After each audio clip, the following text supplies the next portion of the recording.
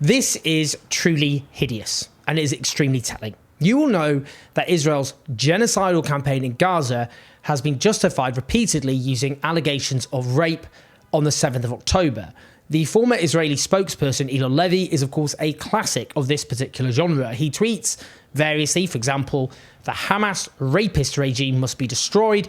We have to save the hostages from its clutches and obliterate this evil. This is on the basis of allegations he shared about an Israeli man being gang raped at the Nova Festival on the 7th of October. Now, he has repeatedly condemned what he calls the Hamas rapist regime as justification for supporting this genocidal onslaught. Now, the allegations of sexual violence on 7th October have been used to justify the genocidal onslaught on the grounds that they show the utter depravity of the enemy, that these are animals, subhuman, and that therefore you should erase any sense of pity or grief or anguish at the horrific human cost of laying waste to Gaza. Now, I'm not going to relitigate the question of sexual violence on the 7th of October. I think all such allegations need to be investigated extremely seriously. I would note, because it's relevant, given who I just quoted, that one of the worst allegations of rape of two women who were allegedly raped and murdered was printed in the New York Times. The New York Times then later printed an article debunking this story based on video evidence. It turned out the testimony had been provided by an anonymous military paramedic who gave such graphic details of what he had allegedly seen that you can only conclude that he fabricated this claim. He lied. And who was the man responsible for offering up this anonymous military paramedic to news organisations like the New York Times to spread these specific false allegations? No other than Elon Levy. Now, what I would note is that there was wall-to-wall coverage of allegations of sexual violence and rape on 7th of October. We now have overwhelming evidence of sexual violence and rape against Palestinian women, Palestinian men, and indeed Palestinian children. There is no wall-to-wall coverage at all.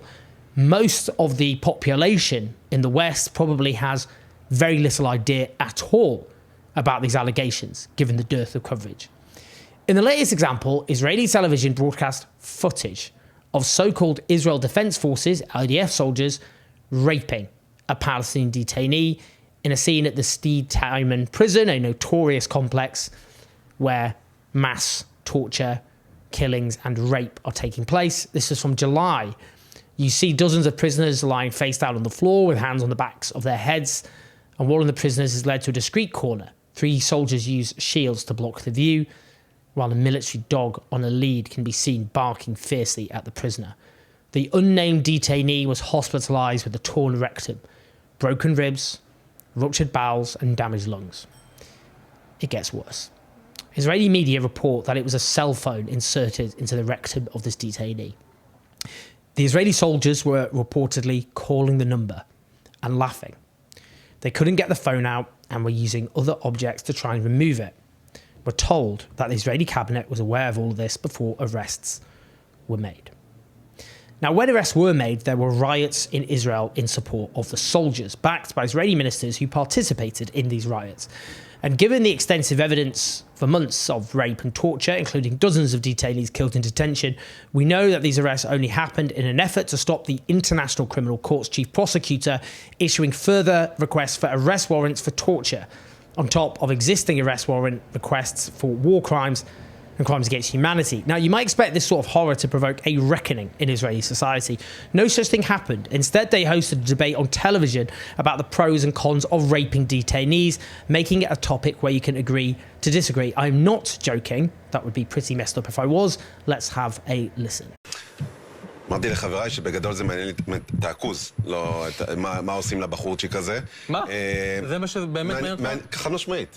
אני אתן לי להשלים, אני אסביר. חיילים שמבצעים עבירה, חשודים בעבירה של אינוס, בעצור כפות. זה לא מעניין אותך? יפה. לא מעניין אותך תואר המידות של החיילים שלנו? אגב, אלה לא חיילים, אם הם עשו את הם לא חיילים, הם עבריינים. בגדול, עוד פעם, זה מעניין לי את העכוז מה עשו לאיש חמאס הזה. אני כל הזמן זוכר, קודם כל, הדבר היחיד שמבחינתי הוא בעיה פה, זה שזו לא איזושהי מדיניות מוסדרת של המדינה להתעלל בעצירים. כי בגדול, זה גם, קודם כל מגיע להם, וזה אחלה נקמה שאנחנו צריכים לתת להם. ודבר שני, אולי זה גם ישמש אותנו קצת יותר כהרתעה. זאת אומרת, ברגע שהצד השני, שצריך לזכור, ג'וש, וצריך לזכור את זה טוב טוב, ולא להתקהות ולא להתקרר אף פעם.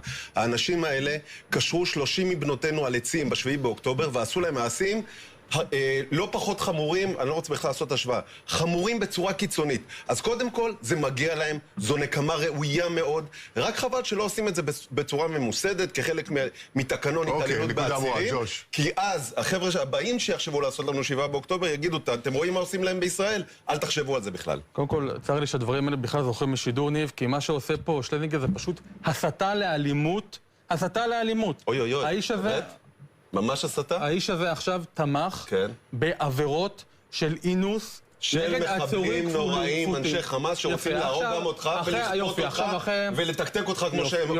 אני אחדד את זה רק שלז, אני חושב שהוא לא, אף אחד פה לא, בטח אני חושב, ג'וש, לא רוצה להגן על התועבה. אני חושב שהמסרים האלה... השאלה היא, האם ראוי שחייל צה"ל, בכל נסיבה שהיא, יחדיר חפץ חד לאחוזו של אדם? שמדובר בחמאסניק, איש ששרף פה ילדים, שאנס נשים, שכל הרעיון שלו הוא לקחת את כל אחד מאיתנו, לזרוק אותו לים ולעשות בו את המעשים הכי קשים, זו הנקמה שהם צריכים לקבל, ויותר מזה זה צריך להיות כוח הרתעתי. עצוב לי שהדברים של ג'וש... רגע, הוא לא אמר. איך עצוב לך כבר? הוא לא אמר. אבל רגע, תן לו לדבר. זה נורא חבל שאומרים דברים כאלה בשידור. חבל לי שאומרים דברים כמו שאתה אומר בשידור. מחלישים את העם. האויב רואה את זה, רואה כמה אתה רופס, וכמה אתה רוצה את ההגות. רגע, לא נואמים פה עכשיו. What to say. Meanwhile, listen to this excerpt from a deranged interview from Tali Gottlieb, a member of the Israeli Knesset or Parliament for Likud, the ruling party that Benjamin Netanyahu is prime minister of. טלי גוטליב מחכה לנו בחוץ, הם כבר עברו לבית ליד, החיילים, וטלי גוטליב נמצאת שם. שלום, ערב טוב, טלי. לא שומעים אותך. שלום ערוץ 14, כי מה שאתם לא מבינים זה שיש פה שקט, כי זה ערוץ 14, וכי זה אתה שרון גל, וזה כי חשוב לנו לומר לכם שאתה מקבל פה הצצה לעם ישראל ומלוא השפיות שלו.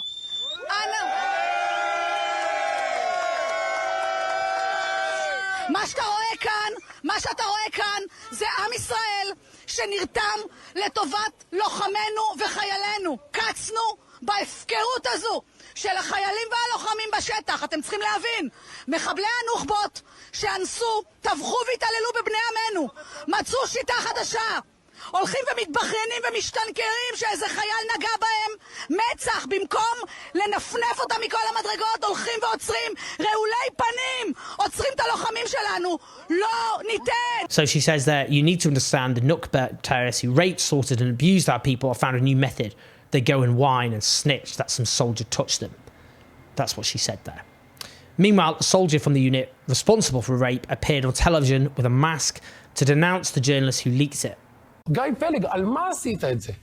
למה הכפשת את שמנו בעולם? למה ערכת את הסרטונים? אתה ערכת אותם, בשביל זה אני יושב פה. להגן עלינו, להגן על כוח 100. ניסית לדבר איתו? לא! אני לא רוצה לדבר איתו. הם אנשים פסולים מבחינתי, יש לנו תקשורת אחרת, יש לנו התנהלות אחרת. אני לא כנס לפוליטיקות ולתקשורת וכל הדברים האלה, ואנחנו יודעים בדיוק את הלך הרוח. אנחנו מבינים מי נושב במערכות, אבל אני לא נכנס לזה. מה אתה חושב, מעניין אותי, המעצר שלכם באמת היה איזה נקודת שבר, שעורר טעם, אתה יודע, ראית זעם שלא ראיתי, אנשים הגיעו לשדה תימן. מה אתה חושב באמת על הדבר הזה, שאנשים כל כך קפצו לשמור עליכם, להגן עליכם? קודם כל, שמחתי מאוד שהימין יודע להתעורר בארץ ישראל. אני לא רוצה להיכנס לימין ושמאל, אבל זה בסוף יוצא ככה, זה לא יעזור כלום, כי הצד הימני הוא זה שקם.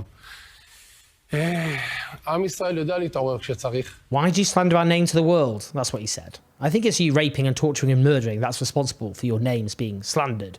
Now, we have multiple examples of rape and sexual violence used by the Israeli army against Palestinians, including Save the Children reporting the sexual abuse of detained Palestinian children in the West Bank before the 7th of October, to the reported rape of women in detention since, and the repeated sexual abuse and rape of men, which is now even reported in the likes of the New York Times and CNN. And rather than revulsion, we have seen support from within Israeli society, including riots in support of rape.